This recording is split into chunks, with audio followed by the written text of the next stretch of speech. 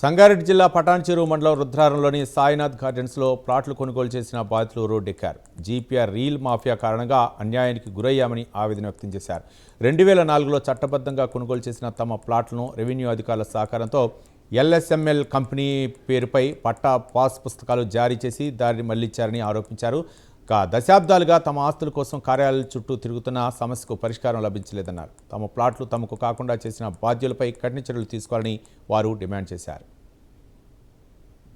వాళ్ళు వచ్చి దౌర్జన్యంగా మా ప్లాట్ను కబ్జా చేయాలని చూస్తున్నారు. దానికి వ్యతిరేకంగా మేము ఆల్రెడీ పోలీస్ కమిషనర్ కానీ కలెక్టర్ అందరికి ఇచ్చాము. ఇప్పుడు మాకు కావాల్సింది ఒకటి ఏంటంటే మా ప్లాట్ మాకు కావాలి. మేము ఇక్కడ పొజిషన్లో ఉన్నాము, ఇంజక్షన్ ఆర్డర్ తీసుకున్నాము, ఎల్ఆర్ఎస్ ఉన్నది, అది మొత్తం ఉంది. ఉన్నా కానీ వాళ్ళు దౌర్జన్యం చేస్తున్నారు. మేము పోలీసు వాళ్ళకి చెప్తే వాళ్ళు దొరుకుతలేరు. వాళ్ళ పేర్లు మన జైన్ అని LRS company Jain managing director ఆయనతో పాటు కొంతమంది సురేందర్ రెడ్డి అని వాళ్ళు ఉన్నారు. దొంగతనంగా కొన్ని ఇంజక్షన్ ఆర్డర్ తీసుకొని ఈ ఇంజక్షన్ ఆర్డర్ ఉందని చెప్తున్నారు. మేము కూడా మన హైకోర్టులో ఇంజక్షన్ ఆర్డర్ వ్యతిరేకంగా తీసుకొస్తున్నాము. వాళ్ళ పట్టాపాస్ కూడా క్యాన్సిల్ చేస్తున్నాము. చేసిన తర్వాత మా ప్లాట్ మాకు కావాలి, మేము అదే కోరుకుంటున్నాము. 2018 వెహికల్స్ కవర్ చేసినారు.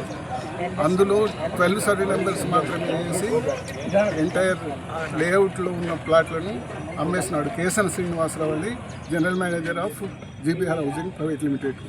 దీంట్లో జీపీఆర్ మొదలు లేఅవుట్ చేసిన ఆయన జీపీఆర్ అని జీప్ ఉన్నారు. కళ్యాణ్ బాబు ఆయన కొడుకు, ఆయన వన్ ఆఫ్ ది డైరెక్టర్. తర్వాత Kesan Srinivasarao general manager of that company. ఈ ముగ్గురు కాన్స్పిరసీ కుట్రదారులు కావాలని ఇంటెన్షనల్గా ఈ విధంగా తయారు చేసి దానికి లేఅవుట్ అప్రూవల్ లేకుండా చేసి లేఅవుట్ రిజర్వేషన్లో కూడా తప్పు చేసి ఇవన్నీ మాకు అన్యాయం చేసినారు.